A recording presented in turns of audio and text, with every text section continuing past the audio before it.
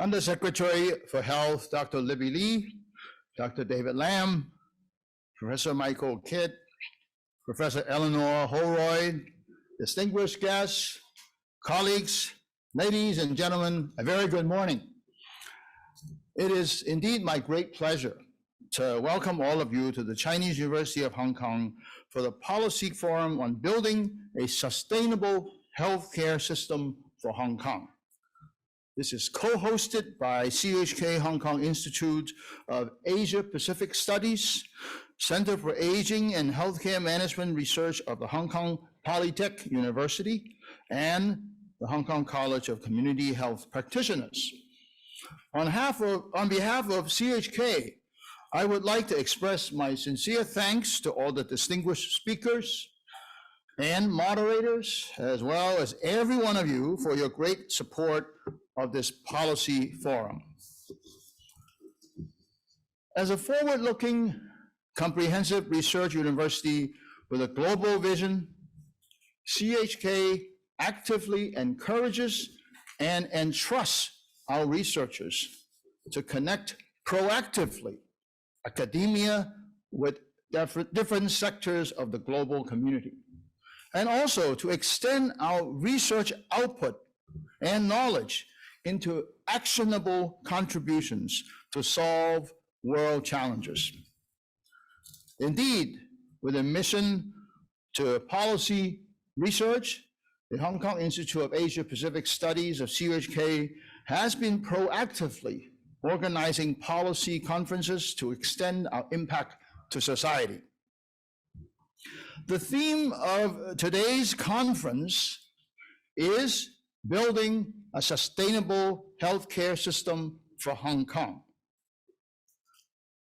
As we all know only too well, that the COVID-19 pandemic has been an unprecedented and loud wake-up call to the world of the urgency to ensure adequate preparedness and appropriate responsiveness of the healthcare system and its services.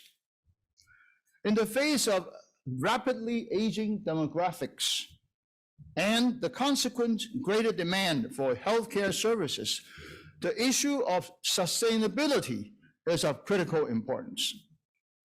Now, against the backdrop of the Hong Kong SAR government's restructuring of the Food and Health Bureau into the Health Bureau a year ago, this policy forum aims to first review and examine the policy gaps in the healthcare system and related services. Second, discuss current state-of-the-art practices. And third, recommend strategic policy initiatives to build a sustainable healthcare system for Hong Kong, including capacity building in primary healthcare and financing sustainable healthcare systems.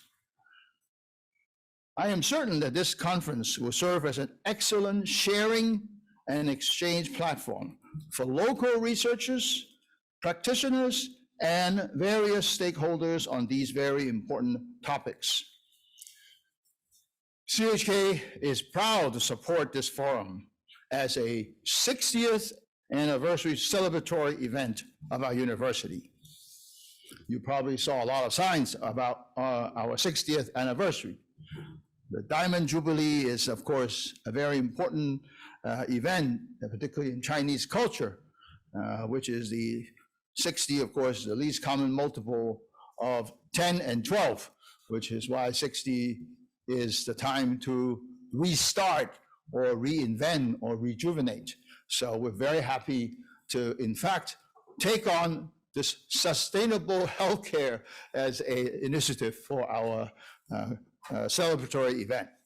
Now today, we are indeed greatly honored to have gathered more than 130 delegates, particularly our keynote speakers, including Dr. David Lam, who is a CHK medicine alumnus, Professor Michael Kidd, who is an honorary fellow of the Hong Kong College of Family Physicians and a longtime friend and colleague of many of our academics and practitioners in family medicine, and Professor Eleanor Holroyd, who has a very long association with institutions in Asia and was a colleague in our School of Nursing for 12 years.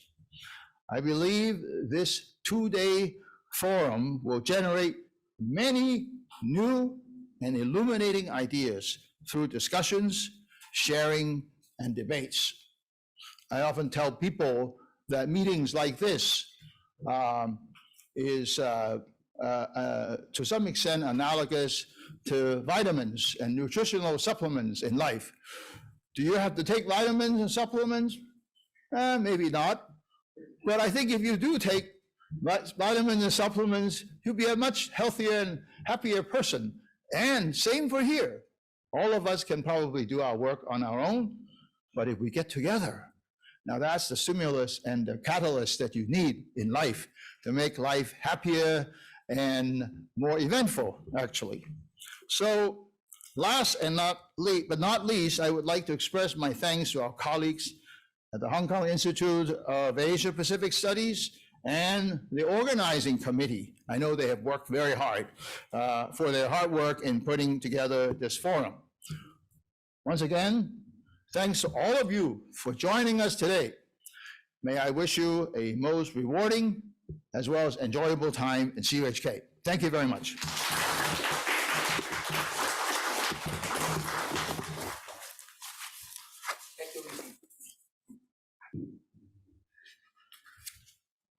Thank you. Well, then may I introduce Dr. Libby, Undersecretary for Health, Hong Kong SAR Government, to deliver the opening address. Thank you.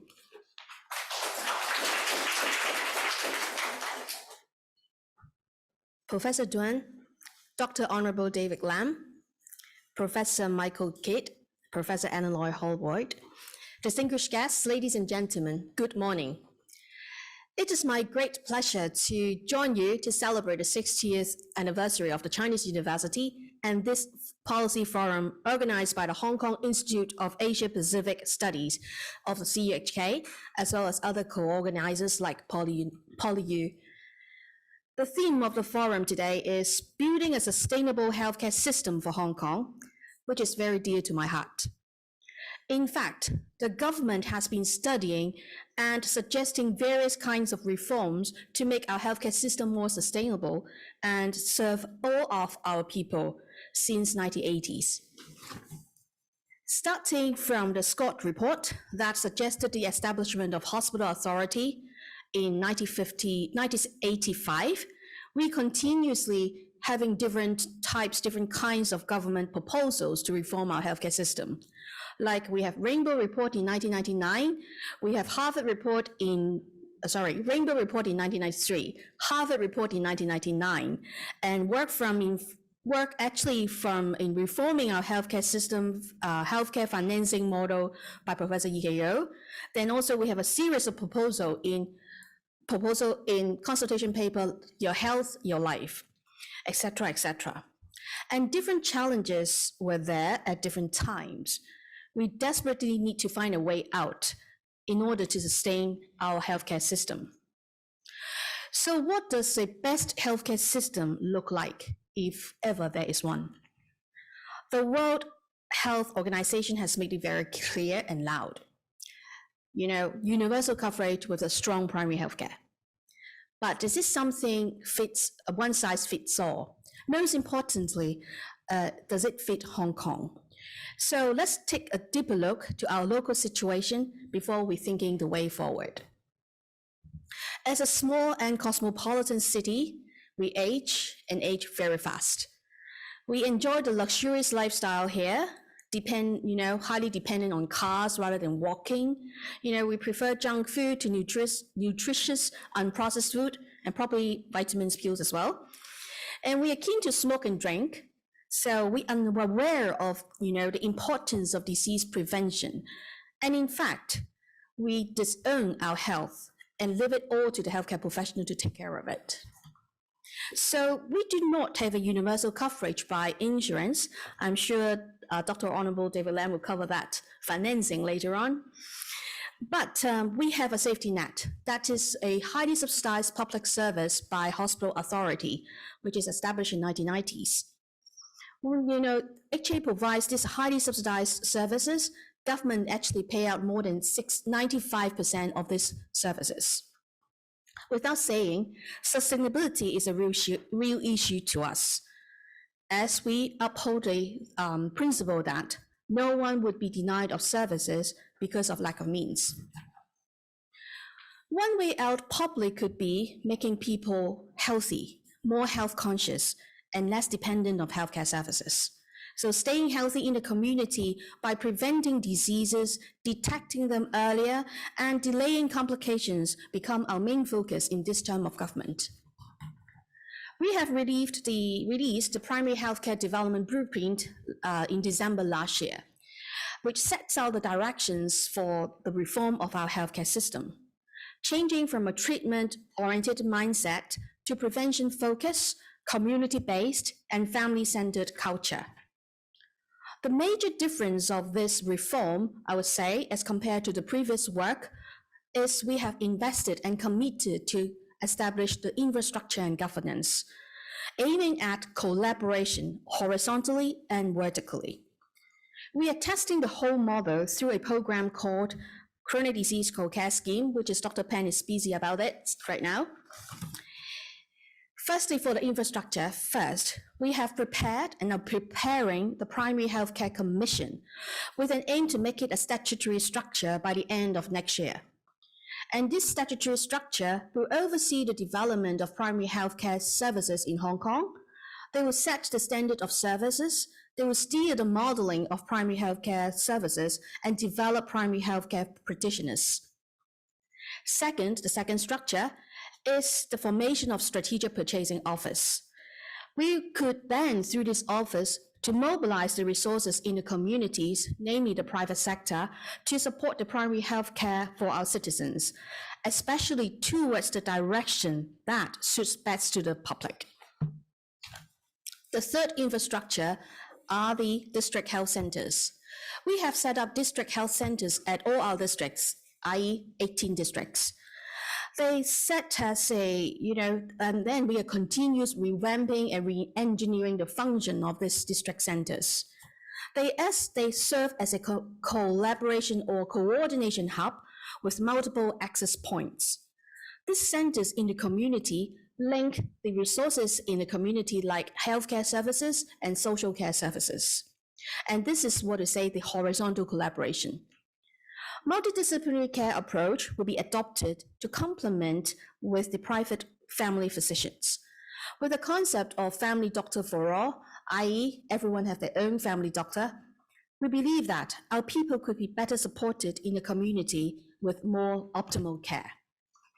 So our first program, a co-pay scheme, is the Chronic Disease Co-Care Scheme, will be implemented in this financial year. This is a program for facilitating an individual to regain their ownership of their own health, based on a clinical protocol agreed by field experts.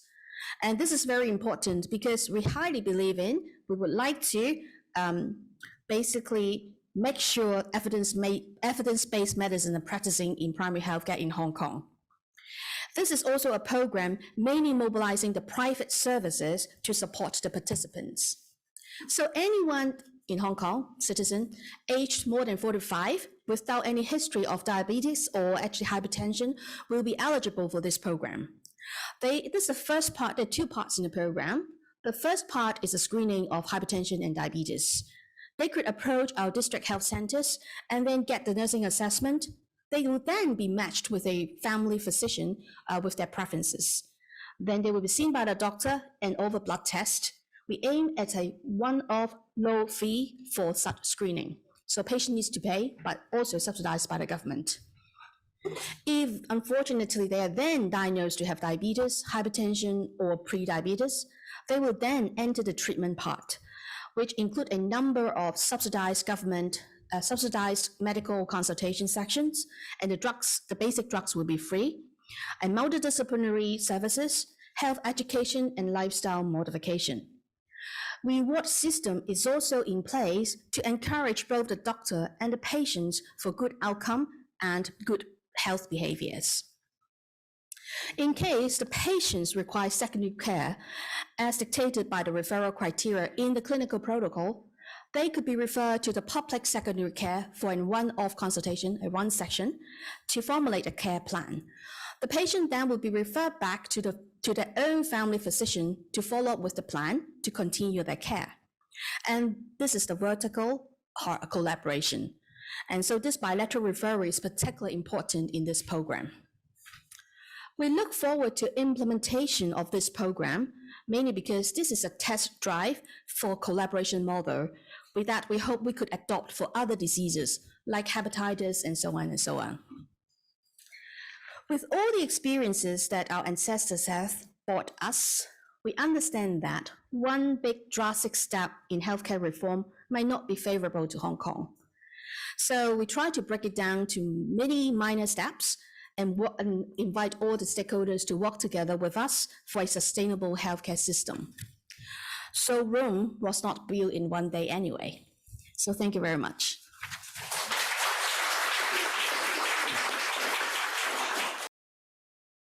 Today we have two keynote speakers. Let me first of all introduce the first keynote speaker, Dr. David Lam. Dr. David Lam is a member of the Legislative Council of NDPCHS government and the representative of the medical health sector. He is a surgeon by profession. I think what's important today is that today is a conference for the 60th anniversary of CUHK. And Dr. Lam actually is an alumni of us. He graduated in 1991 from our university, and then he qualified as a specialist in general surgeon in 1998. So I really get that we have like an alumni coming to us to speak in this particular conference. And with respect to this public service, he's a member of the Hong Kong Council for Smoking and Health, and he has previously served as member of the Medical Council of Hong Kong, member of the Health and Medical Development Advisory Committee of the Food and Health Bureau, and member of the Hong Kong committees related to VHIS, Private Healthcare Facilities Regulation and Medical Devices. During the COVID-19 pandemic, he was medical director of the QES Vaccination Center. First of all, let me introduce, invite Dr. Lam to come here for the talk. Thank you. Well, thank you very much, Professor, for your kind introduction. And good morning, Dr. Ban Fong, Professor Michael Kidd, Professor Eleanor Holroyd, distinguished guests, ladies and gentlemen. 60 years ago, my father graduated from the Chinese University of Hong Kong New Asia College. 28 years later, I graduated also from the New Asia College, the Chinese University of Hong Kong. So this university is particularly dear to me. So I am really grateful that I'm given the opportunity to share with you my views in some healthcare developments in coming several years. My title will basically, I'm going to talk about three critical elements that may affect the sustainability of our healthcare system in Hong Kong. And those three areas that I'm particularly concerned, well, there are other areas, but these three areas are those that I'm particularly concerned, include talents, facilities, and financing. And of these three, probably talent is the most pressing of all. We understand that we have an aging population, but not only that, we do not have enough students, and our birth rate is going down. So our population is actually shrinking in the past 2 or 3 years and is expected to continue to shrink. And then, of course, there is always a generation gap or disharmony, which is universal to all the generations. But then I understand that many of us here, especially educators, have some concern about the devotion to their careers of the younger generation of healthcare professionals. And of course, we have a high attrition rate in the public healthcare systems of Hong Kong. As for facilities, Well, lucky enough, we do have the resources and the money to build more facilities in Hong Kong, except that, our facilities in the hospital authority seems to be falling apart. Well, not really falling apart, but bits and pieces are falling from here and there in the past couple of months because they are aging hospital buildings. And it is kind of a common concept that we do not have sufficient facilities in terms of hospital beds, operation rooms, and scanners. Scanners is true, but for others, let's look at it later on. Now, as for financing, which is basically what we traditionally talk about sustainability, it's a big issue. It's been on the table for decades. We tried several times to revamp it, but with very little success. Now, the government's spending in health is an always expanding segment worldwide. We are no different from other parts of the world. And cost inflation is not only because we have an aging population, but because the individual patients have higher expectation, and more advanced technology comes with a higher price tag. And we over-rely on a subsidized or heavily subsidized public health care. Of course, our medical insurance, if anyone here is among us who belongs to the medical insurance industry, I'm sorry to say, the Hong Kong medical insurance is not really delivering. Now let's just talk about the first segment, or the talents. Now this is what we have at the moment. We have roughly 2.1 doctors per thousand of the population. Now this figure has been widely promoted to be one of the lowest amount developed areas in the world. That may be true. And we have another 1.42 per thousand of the population of Chinese medical practitioners. So there's some leeway as to how we should use our other talents into primary healthcare especially. And for nurses, we do have 8.62 general nurses per thousand of the population. And if you count midwife, that adds up to 9 point something, which is not a very small number. Now, these numbers may not mean a lot except to those of us who are very familiar with the numbers. But let's just compare with other places around the world. Now, the green ones are the ones that I usually will compare with: Australia, United Kingdom, Singapore, Japan, United States. And of course, the pink one, the rest of China, and we are the orange one. So this is the physician numbers per thousand of the population. And you can see that we really rank very low down. We do have very little doctors compared with other parts of the world, apparently. But are we really a lot behind them? If you look at Australia, yes, they almost have a double of a number of doctors. But if you look at places like Singapore, the difference is not that great. Maybe like 25%, or yeah, like 25% below.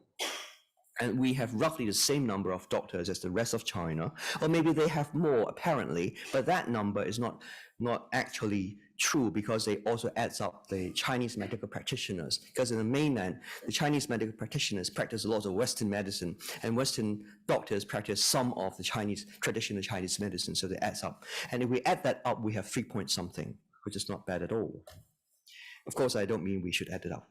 Now, what about nurses and midwives? If you put them together, we're not that bad, actually. We stand kind of in the middle. So we fare better than the United Kingdom, even before their strike. And we have more nurses per thousand of the population than Singapore. And if you look at the rest of China, they have very few nurses, or very few fully trained nurses. But we are now grabbing talents from them, including nurses, so it doesn't make a lot of sense. Anyway, now what about our growth of healthcare professions? This is the growth rate of our doctors and the growth rates of our population between 2010 and 2020. We see a shrinking of the population thereafter, but before 2020, we are still on the rise. And the rise of our population is pretty steady. It's about 0.75% per year. As for doctors, for the first 5 years, starting 2008, we have like 2.0% of increase of the number of doctors per year. And for the next 5 years, it was 2.5%. And it is steeper even today. So we have more doctors. So apparently we are catching up, hopefully. But then what about our population aging? We all understand population aging is a worldwide phenomenon, except for some countries like India, where they still have a very young and vibrant society. Now, the black line above is the median age of the population of Hong Kong. So in 1988, when I was a third-year medical student, I was like 22-year-old back then, and the median age of Hong Kong was 29.9. 2018, when I was 52, the median age of Hong Kong was 45.3. So I grew a little bit faster than the median age of Hong Kong. But still, we're aging rapidly, and that's a big issue. And if you look at the bars below, the pink parts represent the segments of people between 18 and 64-year-old. It's not really increasing a lot, although our population was on the rise. But if you look, the biggest rise comes in the 65 and above segment, and the biggest fall comes in the below 18 segment, which is really worrying. If you project further from 2018 onwards, we can see that for the next 20 to 30 years, we have a steep rise in the median age of the people of Hong Kong, and a steep rise in the proportion of elderly in the population of Hong Kong. Thereafter, the increase is kind of milder, but we are facing about 30 years of biggest challenge of aging in Hong Kong. And again, this is a very popular chart that Libby liked to show. That is, back in 2018, we have nearly 4 younger people supporting 1 elderly person, but 20 years down the road, we only have 1.83 younger people taking care of 1 elderly people, and that figure continues to shrink. So we have to give birth to more children. So we really wish that our younger generation loves children and bring up more children. Now, if you look at this very complicated chart, just focus on this figure. So that's the number of births in Hong Kong. For the year of 2022, we have roughly 32.5 thousand live births in Hong Kong, which is very, very low. If you compare to 2019, we had 52.9%. So the drop is very, very significant. What's worse? Oops, sorry. Our death rate is on the rise. So because of the COVID, we might have a bit more deaths in the year 2022, but still we can see a double-digit increase in the death rate, in the death number of the population of Hong Kong in the past year. And then our birth rate has a double-digit fall. So when that adds up, we really have a big problem with an aging population, a shrinking population, and a shrinking working force and shrinking number of students. If you just think of the number of students in Hong Kong, now we have about 500 locally trained doctors, 100 locally trained dentists, that adds up to 600 or more. And then about 3,000 nurses, so that makes 3,600. And a few hundred physiotherapists and occupational therapists, that adds up to 4,000. And then you have other healthcare professions, probably like 4,500 or more. But then 18 years down the road, how many students we would have? 32,000. So a big portion of those go to healthcare. What about the rest of Hong Kong? We do have a big problem. We do not have enough students. All right. So about training, we're not doing bad, really. We are training about 600 doctors per year, and more is going to come. And then we are taking on non-locally trained doctors, either by examination or by limited registration or other ways, especially if they are Hong Kong residents to start with, and they go to other parts of the world, go to study medicine in the top universities around the world. We welcome them to come back to Hong Kong. And then another thing is that we are grabbing talents from across the border, from the Greater Bay Area, but that number is small. The first year we have like 10 doctors and 70 nurses. That's a tiny fraction of what we have compared to the over 60,000 nurses we have in Hong Kong. But then again, as I mentioned earlier, mainland China actually have less nurses than we do per 1,000 of the population. So we're grabbing from them. Is not really a very good way of working. Anyway, the attrition rate is something we have to consider. We have, for nurses, a 10.7 attrition rate from public hospital in the past year, which is very, very high. And because of that, I had done a survey last year as to why people are leaving the hospital authority. Well, first of all, why they are attracted to the hospital authority. So we try to understand how our younger generation think. So the attractions include the ability to manage critical illnesses and emergency, the opportunity to receive training, and the chance to take care of the underprivileged. So you see our younger generation are good guys. They are happy to train a new generation of professionals, but there are disillusionments, such as a heavy workload in the hospital authority, and they alluded to a very bad governance of hospital authority. Well, of course, everywhere around the world, governance is no good among the employees. But they're not happy that they have to be involved in a lot of administrative works and office politics and so on and so forth.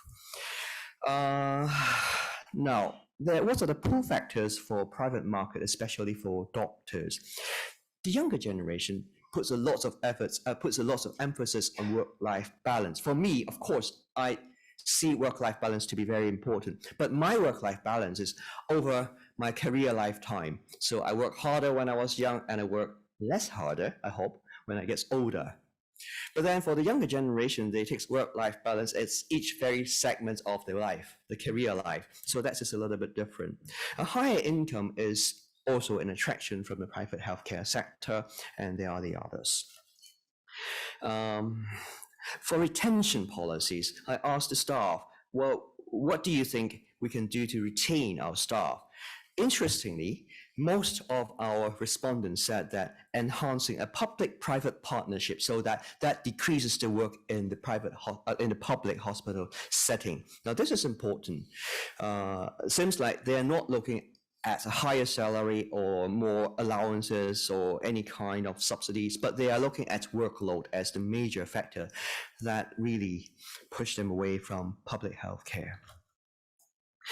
And of course, there's a paradigm change of the work-life balance in terms of, we mentioned that younger generation, they are slices. What that means is that they can be at the same time a nurse, a dancer, a musician, a YouTuber.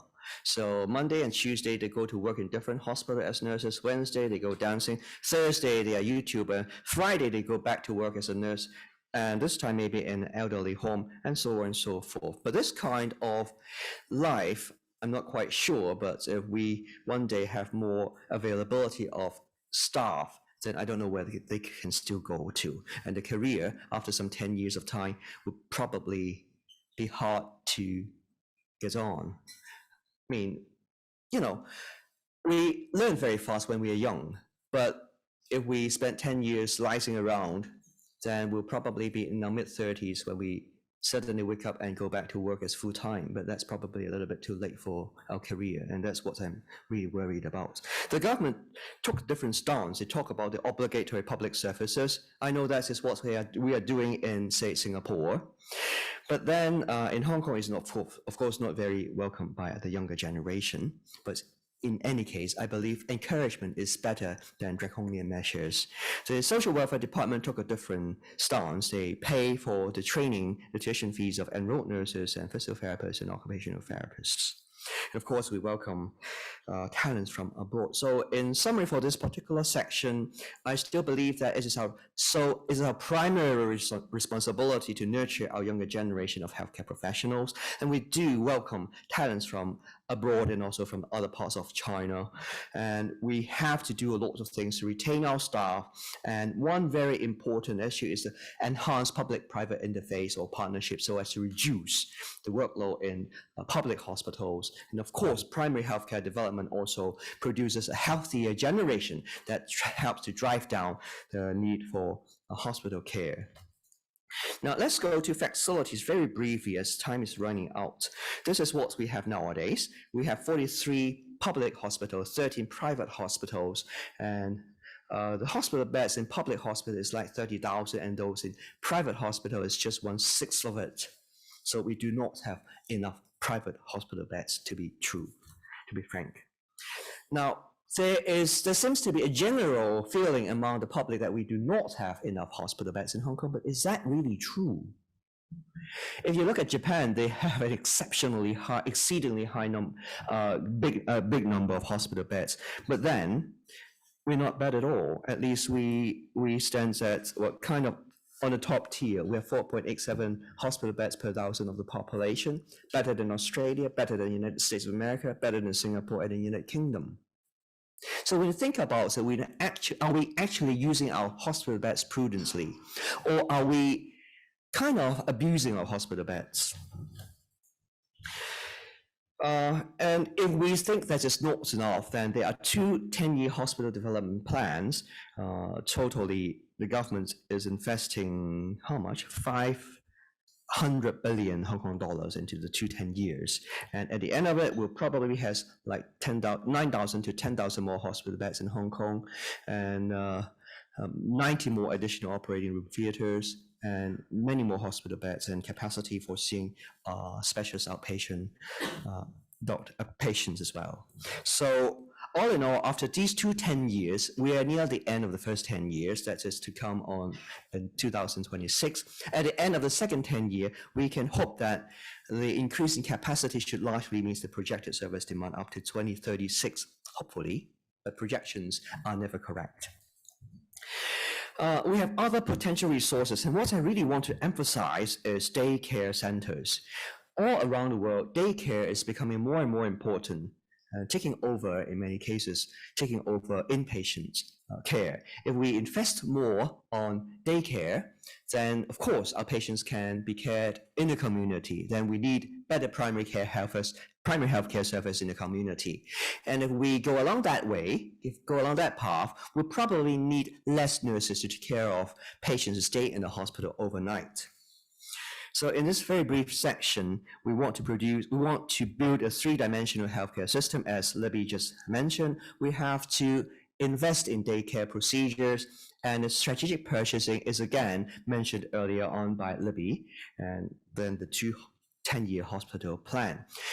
Finally, we come to financing. Now, as of now, sorry about the fonts. As of now, we have two financing system in Hong Kong running in parallel with one another. One is a public healthcare financing system, and the other is a private healthcare financing system. The public healthcare system is basically a safety net. It is publicly funded. It is highly subsidized, like 97% of the cost is paid by public funds, and there's no means test, so everyone can get a share of it, and that is a big problem. As for primary healthcare, it is paid either out of pocket or paid by your employer, or partly by them, or by insurance. And as for insurance, there are two types of medical insurance. One is a group medical insurance, and the other type is individual medical insurance, which can be the voluntary health insurance scheme, which is under the auspices of the government, or the commercial insurance scheme, which is basically commercialized, and the terms and conditions depends on market drive, and it is non-subsidized. Now the blue, or the purplish blue down below, represent the amounts of the fraction of money, fraction of publicly subsidized healthcare, and all those three bars above are privately paid healthcare in Hong Kong over the years. So the two limbs of healthcare financing in Hong Kong are roughly similar in scales over the year, although sometimes one takes over and sometimes the other takes over. And as of now, the private healthcare lags behind public healthcare by a few percentage points. And of course, we all know the healthcare expenditure is rising, and not only the overall healthcare expenditure, but also the per capita healthcare expenditure is also on the rise. And in the year 2023, the government spending of the budget, $124.8 billion will go to public healthcare, and another $120 billion will go to private healthcare. And as for the $124.8 billion of the public healthcare, that accounts for roughly 16 to 17% of the total government expenditure, which is quite an expensive fraction. Are we paying a lot for our healthcare? Now, this is per capita health expenditure around the world. Of course, again, the United States of America stands out as the most expensive places on earth. Well, you do not need me to tell you, because if you buy medical insurance, if you buy anything that includes North America, that is much more expensive. Singapore, we always compare Singapore. They have a nice, financing scheme, they have MediSave, they have the insurance and so on and so forth. Are they really saving a lot? Not really. They spend about $2,632 per capita per year, and we are spending like 3,200 something. So we are like 22% more expensive than Singapore. That is something, but not a lot. But then we don't know the trend. If we increase faster than Singapore, then maybe there is a lot we have to learn from Singapore. In Hong Kong, what we have been doing, wittingly or unwittingly, we do not have means tests for public health care. When you do not have means tests and it is good, then people go and rush for their share. But all services come with a capacity. So the queue lengthens. And as the queue lengthens, people who are able to afford to the private healthcare, they go visit the private doctors. Now, that's not a very witty way of shortening the queue, but that's what we have been doing for a long, long time. For some, maybe years, some medical societies in Hong Kong have been worried that the government was trying to flood the market with doctors. Whether that is true or not, now we are looking at like 80 million people in the Greater Bay Area, so I see there's no way of flooding the market with doctors, so we're not worried. As for purchasing non-local services, I know the hospital authority has been thinking about purchasing services from across the border, either sending our patients there or doing telemedicine. But again, how that is going to help the overall supply is still a myth. And of course, I always say we should increase day procedure. As on the demand side, I believe primary healthcare is a very, very important way out, as we can have family doctors to serve as goalkeeper for specialist referrals. And if they keep their patient healthy, then they do not need to go into the hospital that often. Good primary healthcare system means healthier community and less demand for hospital care. Now, co-payment is an important idea that I know is bubbling up again after many years. It's, well, not been mentioned. Now, co-payments actually instills a concept of user responsibility into our public. I still remember I visited an emergency department some days ago. One hospital, public hospital emergency department, they see about 500 patients, 400 to 500 patients a day. Out of those, roughly 250 to 300 patients are really of the category 1 to 3. That is either urgent or emergency cases, or those who need to be admitted to the hospital. Out of that 250 to 300, guess how many got a CT brain in the emergency room? 80. So 1 in every 4 patients or 3 patients get a CT brain emergency. Is that prudent use of our public resources? I bet probably not. But then the doctor faces a dilemma. If a patient just asks, hey doctor, can you guarantee I've got nothing in there after this minor trauma? No doctor will say yes. Then, well, why not just do a CT scan? It's not my money.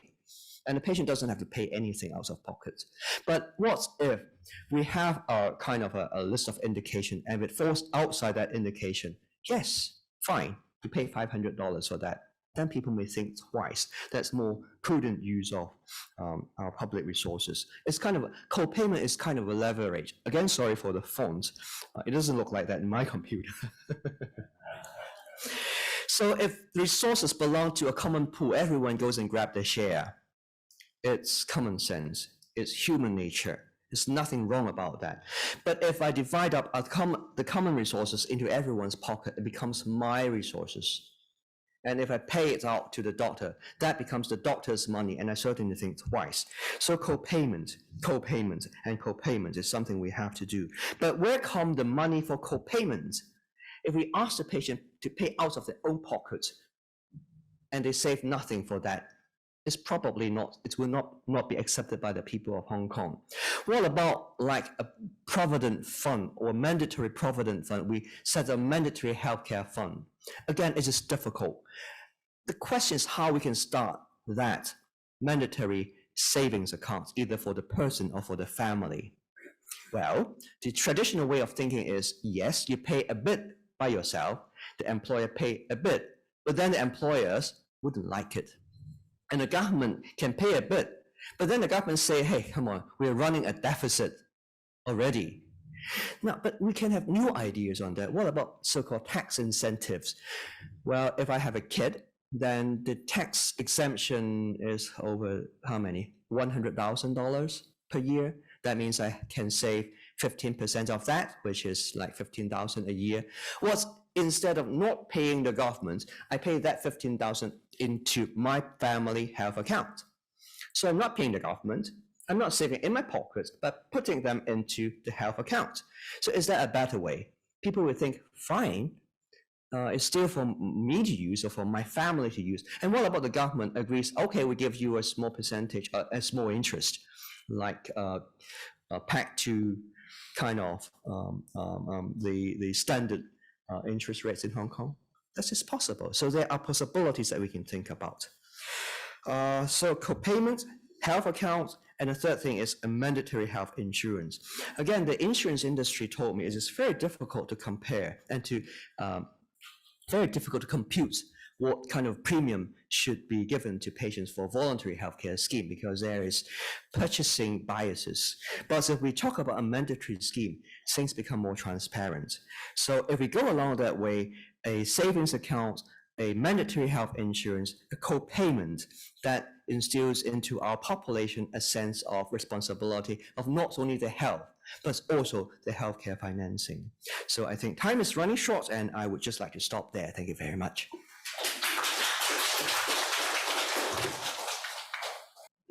Thank you, Professor Lam. Well, then we have the second speaker, Professor Michael Kidd. Professor Michael Kidd is an Australian primary care and public health researcher, medical educator, author, and clinical leader. He has a joint appointment as Professor of Global Primary Care and Future Health Systems at the University of Oxford, and as Director of the Centre for Future Healthcare Systems at the University of New South Wales in Sydney. During the COVID-19 pandemic, he served as the Principal Medical Advisor and Deputy Chief Medical Officer with the Australian Government Department of Health and Aged Care, and as Professor of Primary Care Reform at the Australian National University in Canberra. Well, without further ado, I will invite Professor Michael Kidd to come to the stage.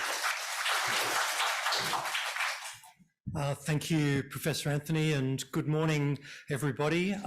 Dr. David Lam, thank you for your presentation. That was really helpful putting things for me in the local context. And dear colleagues and friends, 60 years is a long time, so happy birthday to the Chinese University of Hong Kong. When this university was established 60 years ago, I was 3 years old, so I don't remember that happening, but hasn't the world changed over that time? I've been asked to talk to you about global trends in primary healthcare reform and what that might mean for Hong Kong. So I'll give you some examples around the world that you might like to think about, but I wanted to start off with a thank you.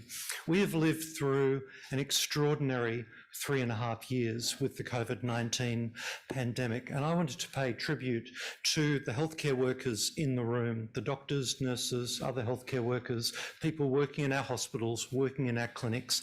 Thank you for your service to the people of Hong Kong. Thank you for the work that you all did. And I also want to say thank you to everyone in Hong Kong, because you had been through something like this before, 20 years ago, when the first SARS pandemic occurred. You had learned a lot of the lessons, and the rest of the world looked to Hong Kong and to other places which had experienced SARS for examples of what we should be doing to protect our own populations. So thank you for your generosity in sharing your experience with the rest of the world. We've had mention this morning already of the United Nations Sustainable Development Goals, these goals which were established in 2015 and approved by all the nations of the world with a 15-year time frame. These goals are being reported on each year. They run to 2030. And you look through the goals about nobody living in poverty, nobody going to bed hungry at the end of the day, good health and well-being for everybody, gender equality, education for everybody, especially girls, focus on the environment. And these are the goals which we have been looking at over the last years since 2015. There's only one of those goals focused on health, and it's this one, number 3, good health and well-being. Unfortunately, when they decided on the logo, they chose a very unhealthy looking cardiograph. The clinicians in the audience will recognise that that's probably not compatible with life, but you get the message. This is all about universal health coverage, and this is the big global health theme. How do we ensure that every person in every town and village and country of the world gets access to healthcare as a fundamental human right? And this is summarised as health for all people. Now, it's not the first time we've talked about health for all. When we had the Declaration of Alma Ata, which is now 45 years ago, we were looking at health for all by the year 2000.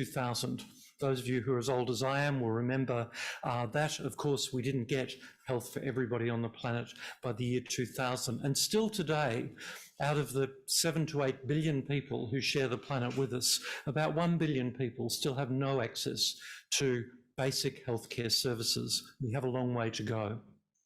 This is the World Health Organization definition of universal health coverage. The 3 important words I've bolded: equity in access to health services. Dr. David Lam talked about equity with access to healthcare services here in Hong Kong, the quality of the healthcare we're providing, and the cost, so that people do not face catastrophic healthcare costs, which occurs in some countries which don't have subsidised healthcare like we have here in Hong Kong. The challenge, though, is looking at this set of goals from 2015 and what is missing. And what is missing is pretty obvious. There is nothing there about health security and responding to health emergencies. Where is the goal that addresses the terrible disruption which we've experienced globally over the last 3.5 years through COVID-19? It wasn't forecast as part of the Sustainable Development Goals, yet we knew it was going to happen. We'd had SARS in 2003. We'd had an influenza pandemic since then. We knew that we were going to face significant health emergencies, but it wasn't included as one of the Sustainable Development Goals. It's very important that we don't go back to where we were before 2020 in our thinking, that we look forward and we learn from what happened over the last 3.5 years. 2018, on the 40th anniversary of the Declaration of Alma Ata, the world's health leaders came together in Kazakhstan, in Astana, for the Global Conference on Primary Healthcare. And they recommitted their commitment to universal health coverage and stated that we will only achieve this through strengthening primary care. This is the global message. Dr. Tedros, the Director General of the WHO in Astana, said that family practice is the best way to provide integrated health services at the primary healthcare level, with an emphasis on health promotion, disease prevention. Family practice helps keep people out of hospitals where costs are higher, outcomes are often worse. And what we're seeing in Hong Kong, in Singapore, in other countries, this renewed focus on primary care, including family practice, but not only family practice, as a way to ensure everyone has access to care. This is the logo that came out of Astana. The United Nations had a special General Assembly the year after the Astana conference, where the nations of the world recommitted to primary healthcare, this focus on health and well-being, empowering people and communities, multi-sectoral policy and action, recognising we need health in all government policies, a consideration of the impact of policies on health, and primary care. There it is, primary care and essential public health functions as the core of our integrated health services. And what again did we learn during COVID-19? The countries which did best in protecting their population had strong primary care and strong essential public health functions integrated, working together to protect the people of their nations. What we had after the declaration of Alma Ata 45 years ago was a commitment to strong primary care, and then it went off the rails because we had a new disease that emerged, HIV/AIDS, and the same thing happened 40 years later with the commitment at Astana, and then COVID-19 appeared, and a lot of the planning that people were doing and a lot of the planned investment went out the window as by necessity, as we focused on how do we protect our populations from this new disease which had suddenly appeared. And as I mentioned, you had been through this before 20 years earlier with SARS. This is a banner from Hong Kong back 20 years ago with SARS, can it be stopped, the new age of epidemics? And unfortunately, as human beings, we forget the pain that we've been through. If we remembered the pain that we'd been through, we would probably have no families with 2 children. We'd probably have stopped at 1. But we forget the pain that we've been through, and it's important that we don't as we move forward. COVID-19 taught us some really important things about primary care reform. It taught us that public health measures are not effective if you don't have strong primary care to deliver them. The delivery of vaccines, the delivery of oral treatments, the testing programs which were set up. COVID-19 taught us that governments, when there is an urgent need to do so, will suddenly find the money for healthcare interventions and will suddenly bring forward reforms which have been delayed years before, and I'll describe some of those to you. In Australia, our primary care contributions to the COVID-19 pandemic response, we brought down to these 5 basic principles. Primary care protects the most vulnerable people in the community because we look after the elderly, people with chronic disease, people who are immune compromised, people who are disadvantaged, as we saw that urgency from young people in our healthcare system, from Dr. David Lamb, to look after the vulnerable. We provided community-based treatment and support services to affected people. We were still going to work when many people were working from home and seeing people with respiratory symptoms and making the diagnosis.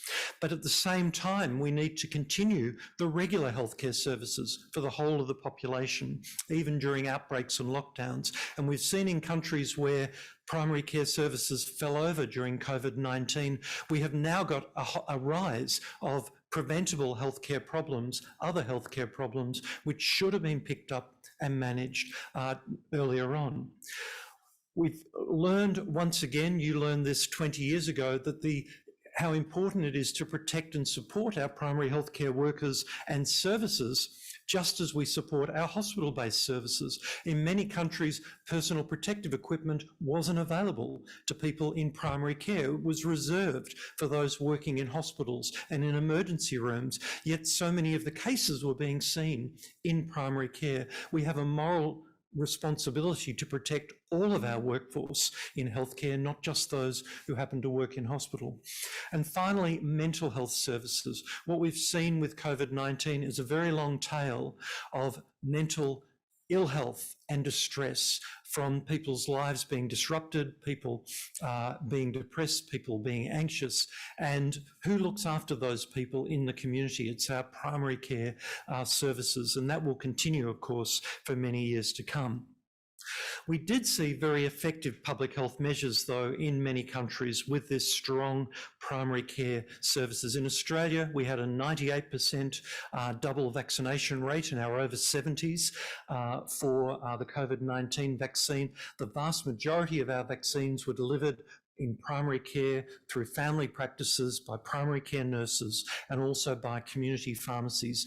Our mass vaccination centres were largely unused because people preferred to go and get their vaccines from the doctor or the nurse or the pharmacist who they know and they trust near their own homes. So my job now at Oxford University and the University of New South Wales is I've become a health futurist.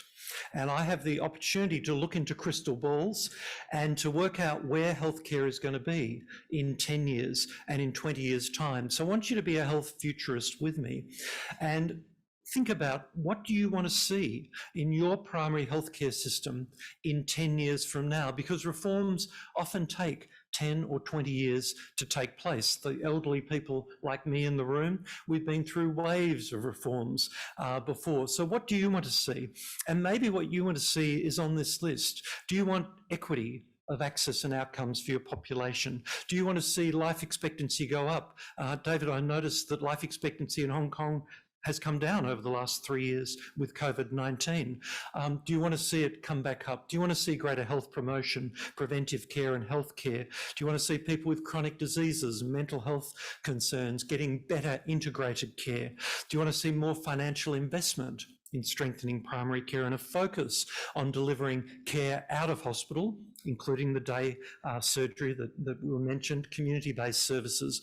Do we want to reduce the burden on our emergency rooms and our overstretched hospitals? Do we want to see new technologies being incorporated, digital health, but in safe and high-quality ways?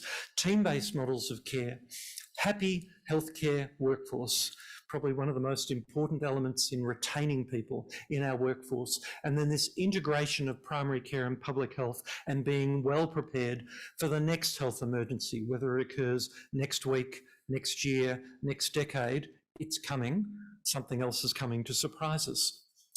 In Australia, over the last 3 years, I've been working on our national primary care reform. We now have a 10-year plan which goes to 2032, and we're looking at transforming our healthcare system from being focused on illness to focused on wellness, of looking at what is the matter with this person to what matters to this person, what we call goal-oriented healthcare, a focus on treatment to a focus on health promotion and prevention, but making sure treatment's available when people need it. Multiple providers often competing to a more coordinated and integrated system, as we heard from Dr. Libby with the plans for here in Hong Kong. A system based on volume, you get paid on the number of people you see, towards a system based on values. And not only value for money, but also the values that underpin the care that we provide. A system that's fragmented or a system that's much better coordinated. And this sounds very much like the plans that you have here in Hong Kong, as indeed is happening in many countries around the world. Underpinning this is what we call the quadruple aim of strengthening primary care, improving the health of the population, reducing the cost of care, doing things more efficiently, enhancing the patient experience so that people get better care and have more satisfaction, and improving the satisfaction of our healthcare providers. The quadruple aim is really important to think about in any reforms that we're bringing forward in healthcare. I want to give you a few examples now from around the world of where people are tackling this. The National Academy of Sciences, Engineering and Medicine in the United States released a report last year on implementing high quality primary care, and I commend it to you. It's a very thick report, but it's full of the evidence of what is happening around the world and what needs to be done. And what they've recommended in the United States is to make some pretty dramatic changes to the way healthcare is delivered, to pay for primary health teams to care for people rather than individual doctors delivering services, to ensure that high quality primary care is available to every individual and family in every community, just like the focus here in Hong Kong, of training primary care teams where people live and work. So a revolution in the way that we train our doctors and our nurses to make sure that they are getting experience in working in primary care. Designing information technology that better serves the patient, the family and the team members, and ensuring that high quality care is implemented right across the United States, not just to those people who are lucky enough to have an employer-based insurance scheme. Great aims, but earlier this year, the Millbank Memorial Fund released their scorecard of how the US was doing in primary care. And as you can see, they're not doing very well in any of these measures. They're underinvesting in primary care. The primary care physician workforce is shrinking, and there are big gaps appearing in access. The percentage of adults reporting that they don't have a usual source of care is increasing, despite the innovations of Obamacare and the Affordable Care Act. contract. There are too few physicians training in community settings where most primary care takes place, more people training to be sub-specialists in the American model in hospitals. And there are few federal funding opportunities for research in primary care. 0.2% of the National Institute of Health funding is allocated to primary care, yet the majority of healthcare delivery is happening in primary care. It's quite extraordinary. In the UK, we have strikes taking place. This is a banner from a couple of weeks ago, people with their British Medical Association banners on. You can see a slide up there with doctors moving to Australia from the UK, which we're very happy about. Thank you very much from the Australian side, because they're very well-trained doctors. But this very poignant sign, what will you do when we're gone? When we've gone somewhere else. And in the UK, there is a real problem with moral distress and moral injuries. These are terms I don't think I'd heard of before COVID-19, but moral distress is when healthcare workers want to deliver a high quality care, but they are not provided with the resources to be able to do that. And so they are having to make terrible decisions about who gets access to care, decisions no healthcare worker should have to make. And look at this, 96.4% of healthcare workers surveyed by the British Medical Association thought that COVID-19 had exacerbated this risk of moral distress. The impact on of the pandemic in the UK and in so many other countries around the world has caused a lot of healthcare workers to think about, do I really want to keep working in this healthcare system? Or do I go and do something else like drive an Uber or migrate to Australia? Some examples, though, where things are going well, and some principles of what people are doing to strengthen primary care in their own countries. One is patient registration. I often say in Australia, where we don't currently have patient registration, that as a family doctor, I know the patients I know, and I don't know the patients I don't know. So in my street, I can look at the houses and say, I know who lives there, and I know their healthcare needs, and I know who lives there, but I don't know who lives in these houses. And there are people missing out on basic fundamental access to healthcare because we don't have patient registration. Here in Hong Kong, we heard from Dr. Libby, you're moving towards every patient having a family doctor or a family practice where they get their care. And this happens, patient registration happens in about 50 countries around the world. It's not just a UK capitation model. There are different models in many different countries. And if you know your patient population, then you can better plan the healthcare services that they need. And you can plan that at the local practice level, at the local district level, as well as at the national level. Telehealth has become one of the big innovations that we've seen in so many countries during COVID-19. And in Australia, we had a 10-year plan to roll out telehealth as part of our national insurance scheme. We incorporated that in a decade's worth of reforms in 10 days.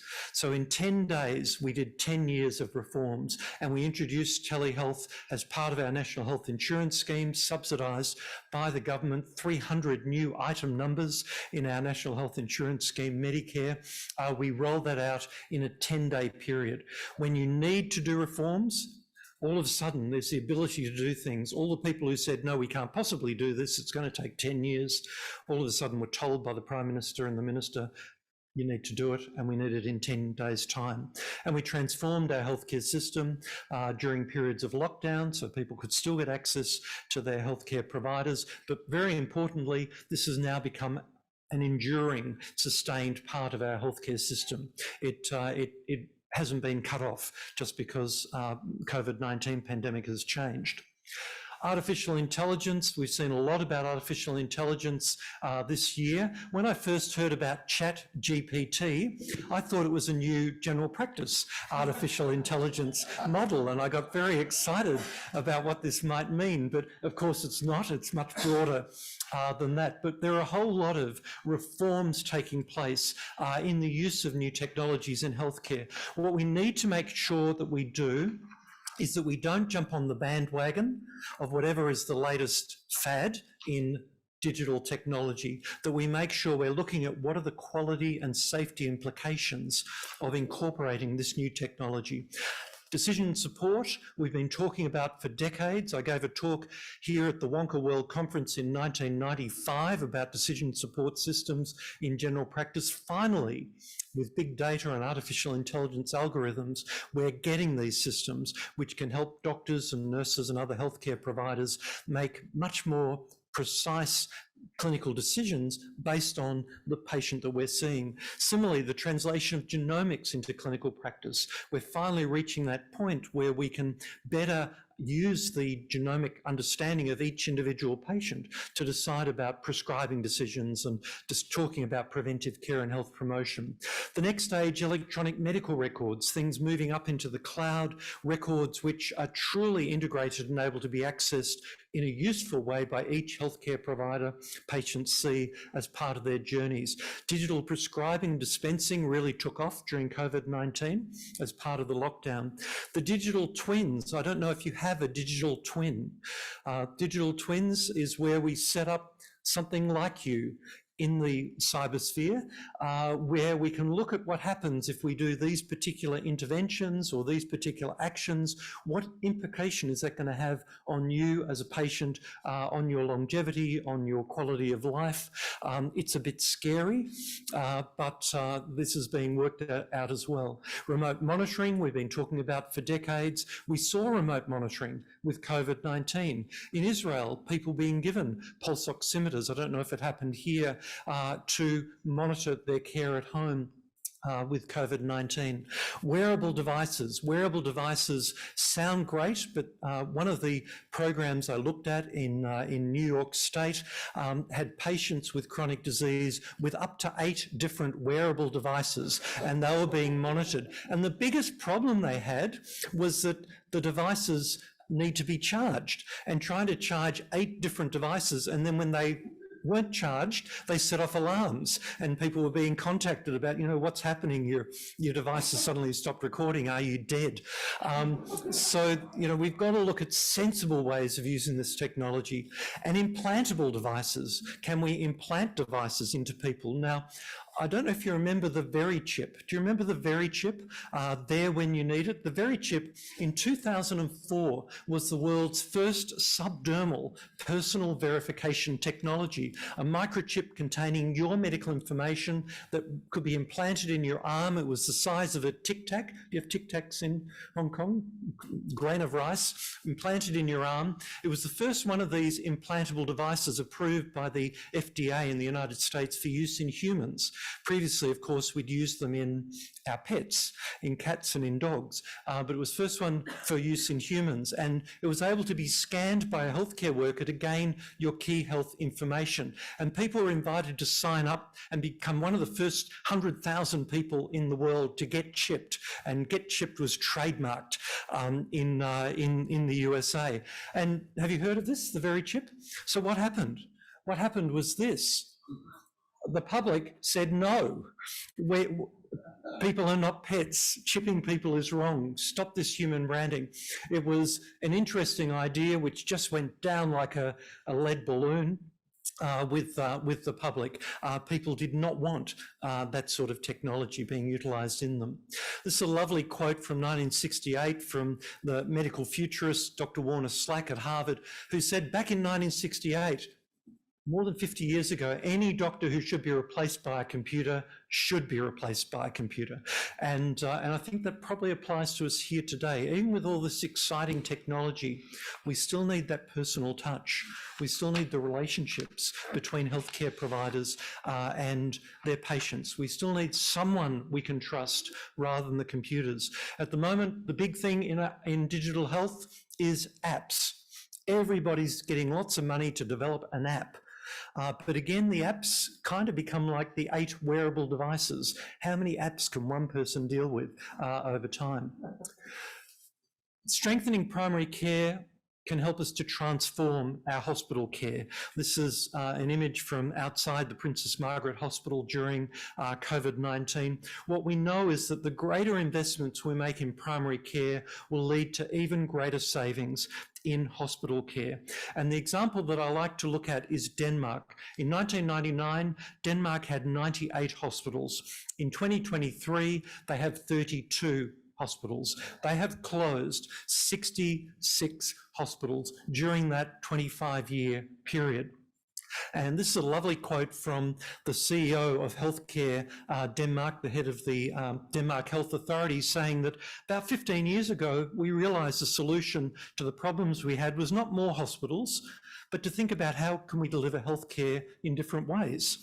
We are aiming to deliver as many services as possible through primary healthcare, through health centres and outpatient clinics, and as little as possible through our hospitals.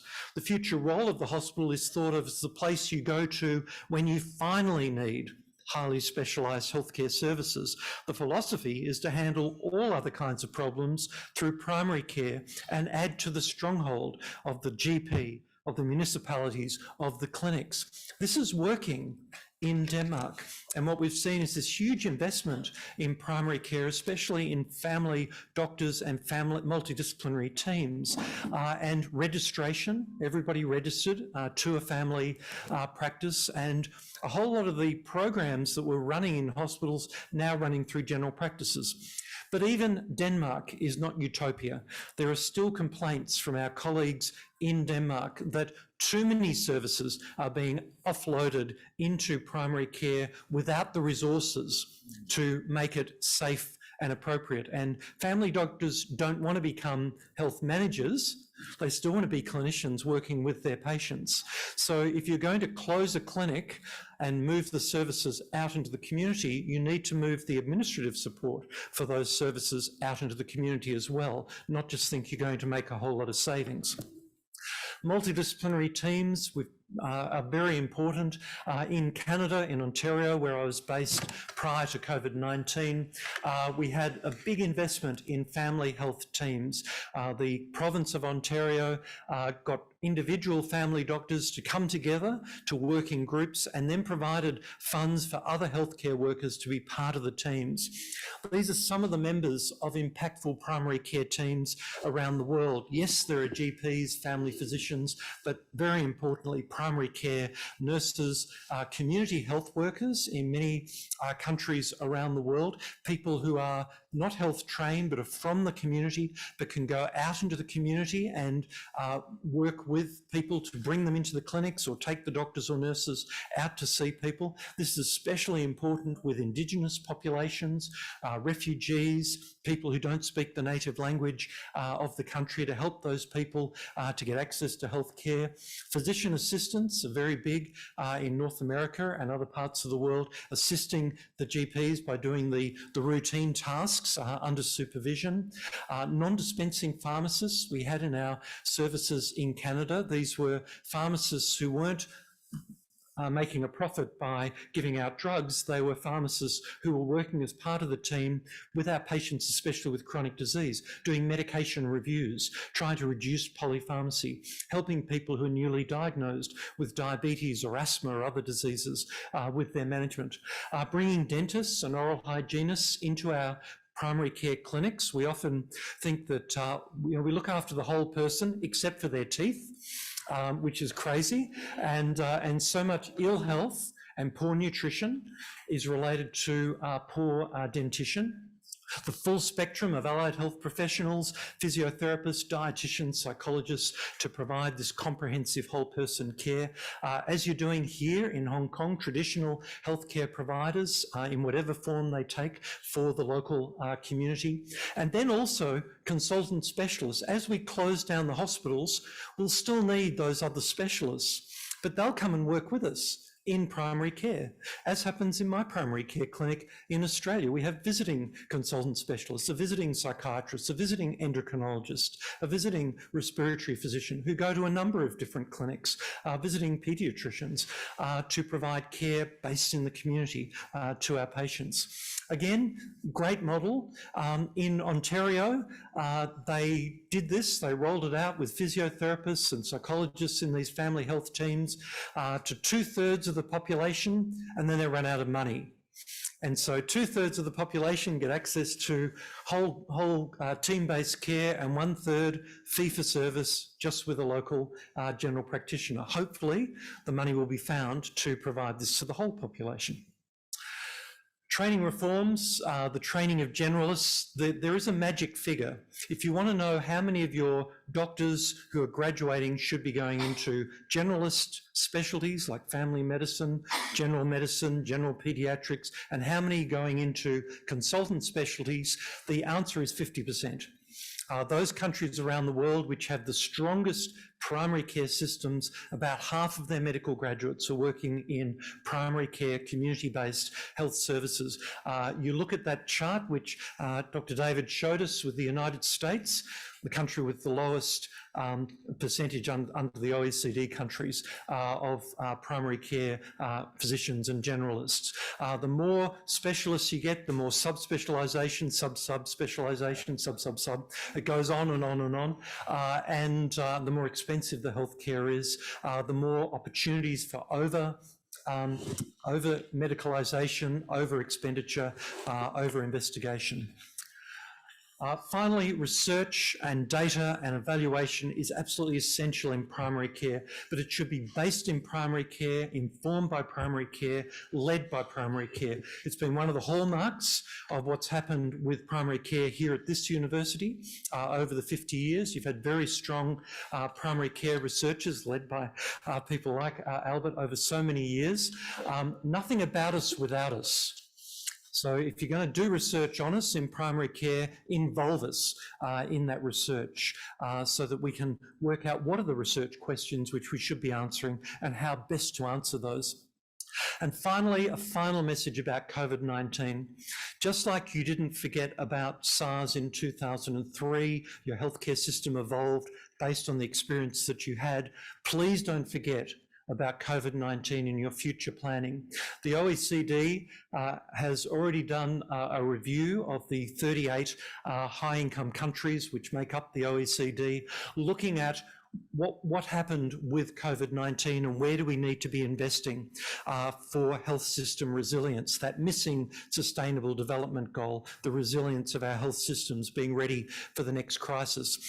It's a big report, but it's a really valuable one to look at and reflect on what you're doing. One of the things which I found most alarming was that in the OECD countries, 40% of COVID-19 deaths in the first 2 years occurred in people who were living in nursing homes, in long-term care facilities, a huge disproportion. 1 to 2% of elderly people living in those facilities, 40% of the deaths occurred in those facilities. Those people were not protected in any of the OECD countries. And when they looked at pandemic planning in OECD countries, there was very little consideration of what would happen to elderly people, especially frail elderly people, and there was no representation of that aged care sector in the pandemic planning. The planning was public health physicians and hospitals and health authorities, but no consideration about aged care. We must do better next time. This is a global disgrace which we must not have happen. And the same happened with other populations which were overly affected by COVID-19. So please learn from the experience from before. Finally, back to the crystal ball. When you look in the crystal ball, what do you see?